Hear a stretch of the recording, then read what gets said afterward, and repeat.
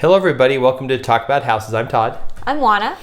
We're got a question today in the comments of one of the videos, and the question was, should I buy now or should I wait? So my general sentiment is that fortune favors the bold. Okay.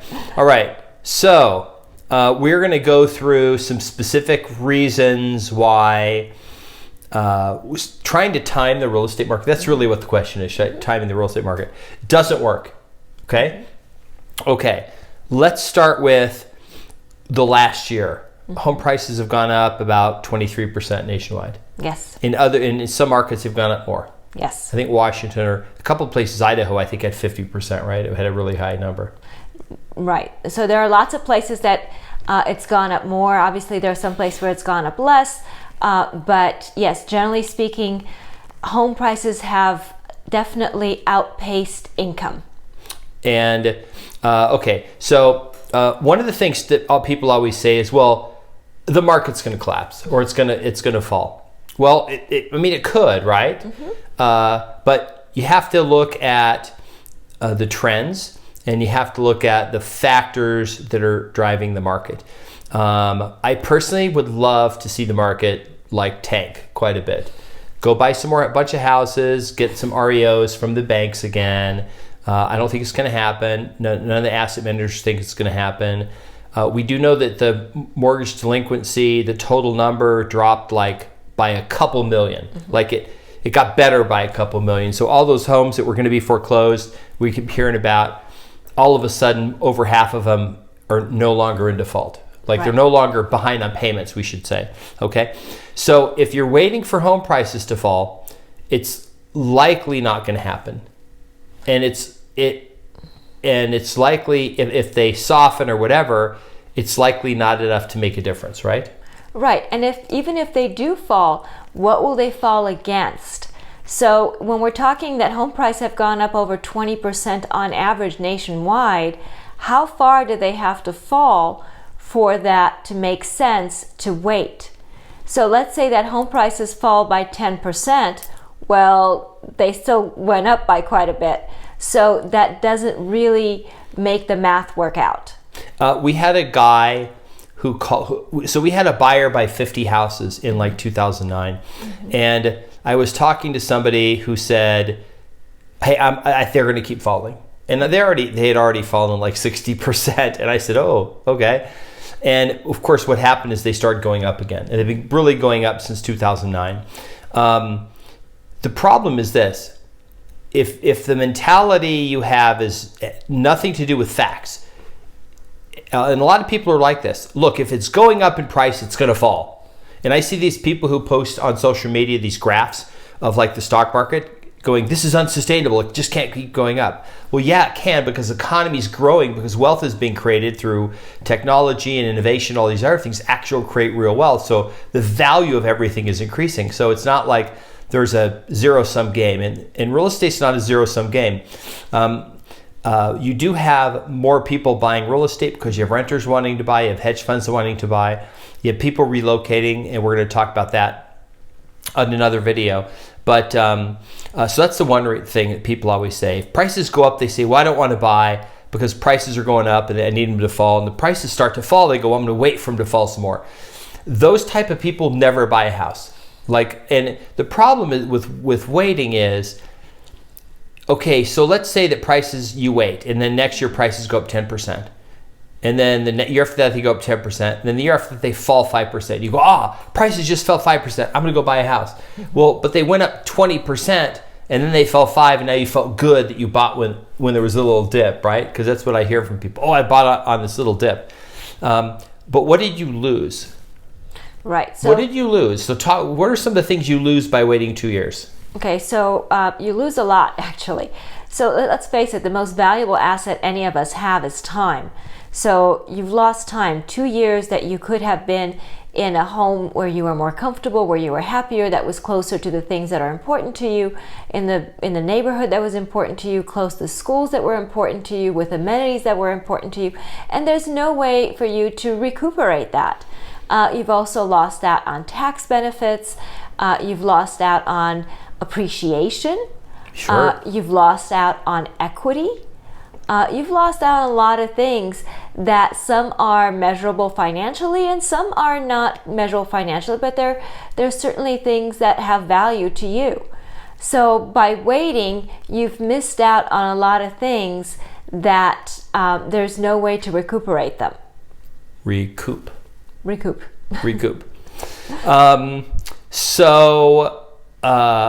Yeah. All right. It's, there is a, what about rent? You've been paying rent if you wait 2 years and you pay rent you're going to live somewhere, right? You pay rent for 2 years because you're saving. I hear this all the time, saving for a down payment. That could be a legitimate reason you can't buy, right? Right. If you're a veteran, you can get a VA loan. Right, but that rent that you're paying, if you were paying towards a mortgage, that would be equity that you're gaining, because every mortgage payment you make, part of that is toward principal, and that's your equity. So that's part of what you're missing out on. The other thing I hear is, I want to wait for interest rates to drop, okay? Interest rates have been declining over the last 2 decades. 20 years ago, a good rate was like 6.5. Now it's, upper twos. You get a 2%, right? 2% interest rate. Maybe you get like 1.75 if you do a 15-year loan with 50% down or something like that. But the bottom line is interest rates are not going to decline another 5%, right? Because they're already pretty close to zero, right? And I guarantee there are people out there that if interest rates were 0.25%, they would say, I think it's going to fall some more. And they would wait, right? Well, so interest rates are really low. Whatever change in interest rate there is at this point, it's going to be nominal, and it's not going to benefit you sufficiently to outweigh what you're missing out on, which again is appreciation, equity, and all those intangibles I mentioned before. Here's another downside of waiting. You wait a couple years and realize that prices have gone up, and now you go to buy, and you're buying at a higher price, probably, more than likely. Right. I mean, all other things being equal, home prices tend to go up. Correct. They tend to go up over long periods of time. There was NAR did a study. They took home prices starting during the Great Depression, and they took 10-year snapshots. So they started like I think they went 1930 or something to 1940. Then they went 31 to 41, and then they took 10-year shots, right? And there were only 3 times of all of those years where there was a decline in a 10-year period.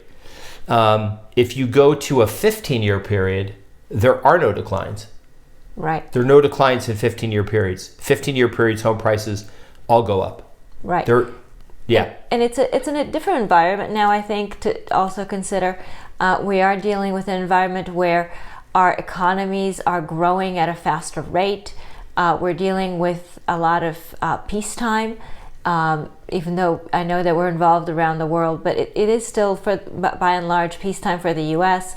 We're dealing with a lot of innovation. So there's a lot of wealth building, and when there is wealth building, real estate goes up, because when people have money, they tend to invest that money in things that are both risky, like the stock market, and things that are tangible assets, like real estate.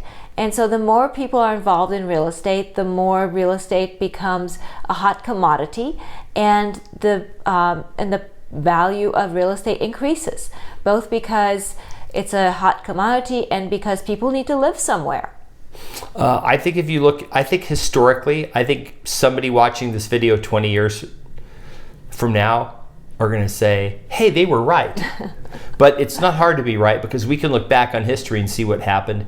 And, the thing about real estate is, okay, so you buy a house and you mistimed it and the home price dropped 5% one year. Do you really care? Because if you were renting, you're paying rents and that money's all gone. While you're making your mortgage payment, remember, some of that is principal reduction. So you're actually building wealth. So who cares, right? It's a paper loss. the value doesn't actually count until you go to sell it. And the nice thing about owning a house is you get to control when you sell it. And if you have to move or something else, you can rent out the house. I know a lot of people who have said, I'm moving, I would like to sell the house, but this isn't a good time to sell because I don't want to take a loss. So I'll rent it out for a couple of years and see if the market improves. Right. But remember, there are also other advantages, for example, tax advantages, because the government subsidizes homeowners through interest deduction, through property tax deductions, all kinds of ways. And investors, if you're renting out the property, again, the government subsidizes all kinds of ways for you to get benefits from your rental property. So there are all sorts of reasons why real estate makes sense both from a homeowner perspective and an investor perspective. Okay, so if you're thinking about buying and you're worried about timing the market, that should go away. You need to focus on the reason for buying should be the right reason to buy. Mm-hmm. You're in a position, you have good credit, you have some down payment money, you're in a stable area where you know you want to be, or you want to make an investment, buy an investment property and rent it out. And it's affordable, meaning what you earn or what your money situation is fits in with the value of the house, the price of the house you're going to buy. Absolutely. So those should be the factors, but the timing of the market thing and the trying to wait for interest rates is it's a bad way to make any decision because, like the last year, that's clearly, everyone who waited a year just got really, really, hurt, 23% worth. And 23%, remember, if you bought a $400,000 house, it's now a $500,000 house. Right. Pretty much. Right. And also remember that as the home goes up in value and as you pay down that mortgage, you're able to refinance that house, lower that mortgage payment, free up some of your cash, and do other things with it, whether it's invest that money in something else, pay off some debt, whatever you want to do with that money. The thing about owning a house is that, generally speaking, your mortgage payment is the highest when you purchase the house. Thereafter, usually when you refinance the house, your mortgage payment goes down. So this is a good way for you to manage your expenses. When you're renting, your rent goes up every year. But when you own, generally your mortgage payment stays the same or goes down. So keep that in mind as well. That is an important consideration for budgeting purposes. All right, so I think we answered the question. I hope so. Trying to time the real estate market is a bad idea. It's like, and the reason, mainly is because it's not like day trading. There's not small fluctuations. And then there's huge transactional costs going in and out of real estate. So it just has to be a long-term thing. The get-rich-quick thing doesn't work well in real estate, but what works well in real estate is the get-rich over a long period of time. That's right. Right? So everybody who has owned real estate in the past and you currently own real estate, congratulations, you're doing well. If you've never owned real estate, my recommendation is you should be looking at purchasing real estate and being an equity owner, part of the asset class of the country and not part of the renter class of the country. I do believe it's possible we could see a point in the future where we become like some European countries, or most of the country becomes like areas like New York City and the Bay Area, where it literally becomes impossible to buy because it's just, wages won't keep up. I mean, wages didn't go up 23% last year. I think they went up 8% or something like that. So, but, it's possible real estate will outpace wages. And if that's the case, then every day the pool of prospective purchases of real estate drops. And then the other thing you have is then that becomes more incentive then for institutional investors to come in and buy real estate, because what they see is when the pool of purchasers drop, that means the pool of tenants increases. And when that happens, they see more rent increases. Mm-hmm. and rents have increased. We're gonna do a whole other video on that. So there's always, it's always a good time to buy. This is, I think, is especially a good time to buy. Obviously, if you bought 2009, 10, 11, up to now, you would have done great. I still think you're going to do great. If I thought the market was going to drop, we would be calling all our clients saying, sell your houses, right? Right. Okay. If you enjoyed the video, please like it, please share it, and leave us your comments. Right. See you on the next video. Bye. Bye.